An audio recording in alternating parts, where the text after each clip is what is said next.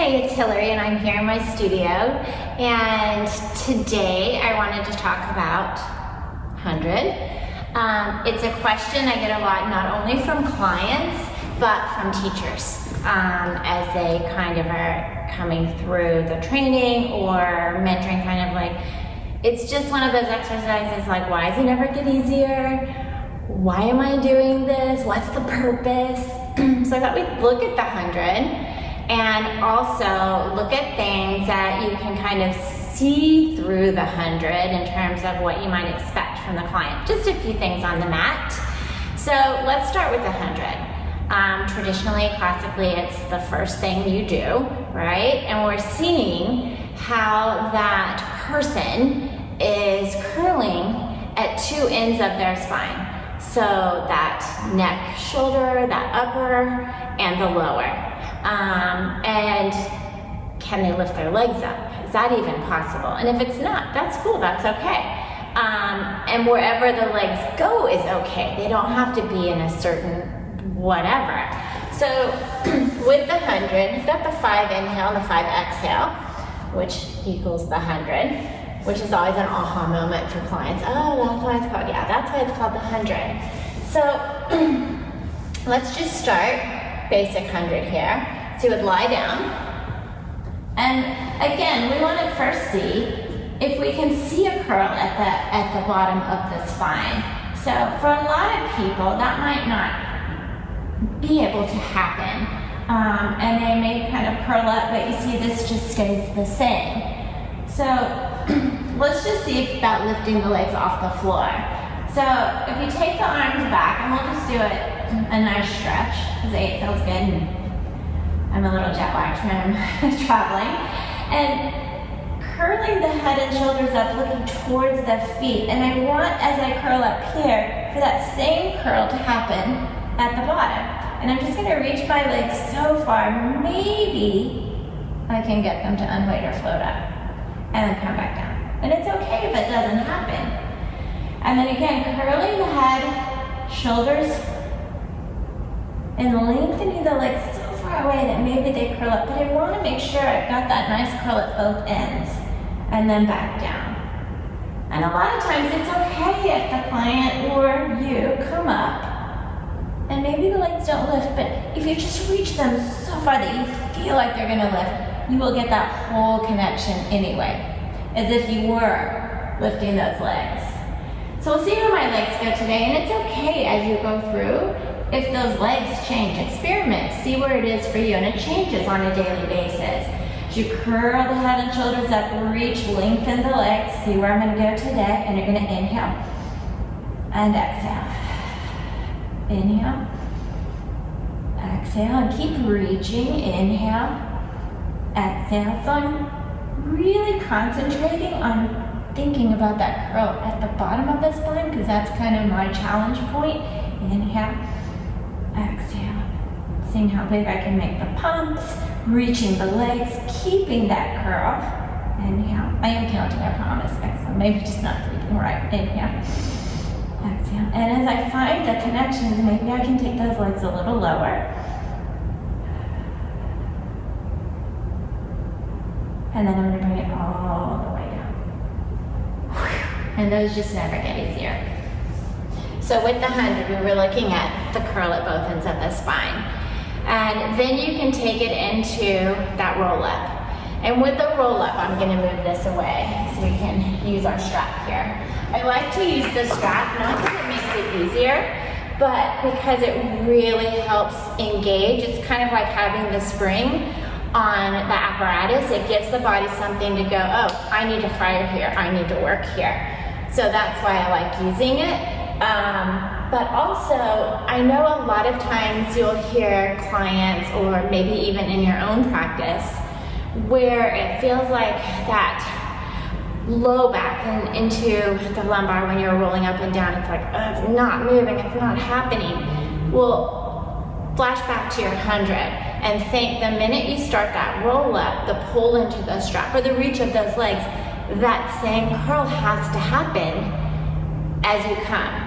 So if you don't, then it's going to be that really not pleasant kind of in the back, which I'll show. I won't hurt myself, I promise. So where everything is connected on the mat, I'm gonna keep it there, and I'm pretty far back. I want it to feel like that strap is just gonna break, or my feet will break with the strap, but neither will happen, no worries. And I'm gonna reach back without letting everything kind of get lost. And then the arms are gonna come up. So here, if I didn't change this, and I come up, it's gonna be kind of this nasty kind of feeling in that low back as you do that. So again, you want that same as the upper spine curls, that lower is gonna, because you curl at both ends automatically, it should happen. But just think about it, as you come up, you're doing that same curl, and the pull in that strap is helping that happen. And then just coming up, curling, we'll see how mine missed in there, I don't know. And I'm just trying to get that nice spine stretch and reaching the arms, reaching the legs, but pulling the back towards the back of the room. And then I'm gonna continue to pull into that strap. Again, as you roll back down, it just feels so lovely. Inhaling at the bottom, exhaling, pulling into the strap and rounding through as best as you can. And of course, whatever pace works for you, doesn't have to be slow, but just where you feel the work and in control as you roll down and up. So again, with that roll up, you're seeing just kind of the 100 in that continuation of the curl, but now it's going into that whole flexion of the spine, and it feels lovely. And the one other one I wanted to look at was rolling back, or rolling like a ball. You can really see if you go into the transitions for it with rolling back, and we'll go through it. It's kind of going back to our 100, but also kind of getting into the double leg stretch a little bit before we get there. So if you think you're on the mat already from if you went through the work and you are at the point where rolling ball comes next, you could just transition into it, curling up and just pulling your knees in, and there you are, you're in your position. But one thing you can do is maybe do the transition a few times and get that same 100 scoop and that same kind of hold there, same as you will for the double leg stretch, which is coming up later, not that much later. So as you go down again, just think about that 100, getting back into that position, and then going all the way down. And again, rolling up, pulling your knees in. So you're going through that same reach, same curling, and down. So you could do that a few times. So there again, you're revisiting the 100 all over again. The same thing with your single and your double. We'll stop there. I know I said rolling back, but we'll keep going. So your single and your double, it's that same 100 leg, hopefully, maybe. Let's say you finish with your rolling back, you get right into it. So there you are. It's kind of your 100 position, right? You still hold at both ends. Now I've got one leg going out, the other leg pulling in, right back into it. Trying to maintain that same position that we just had way back in the beginning. And then with the double leg stretch, here we are kind of back to our 100, basically. And traditionally, we'll just do it that way, with the arms reaching with the legs, and back in. And if you notice, my legs are pretty much where I had them for the 100, because that is my point, where I can maintain all that. If I go lower, I'm gonna lose that. So the 100 is kind of seeing basically that curl there, and then seeing where it goes as it goes throughout the work, and really thinking about feeling that connection as you move through. So it's the 100 is just, again, warming that body up, getting things moving, getting the circulation going, seeing how that body handles those curves there, and breathing. So it's one that I'm like, ugh, really, the 100? But also feels so good when you're done.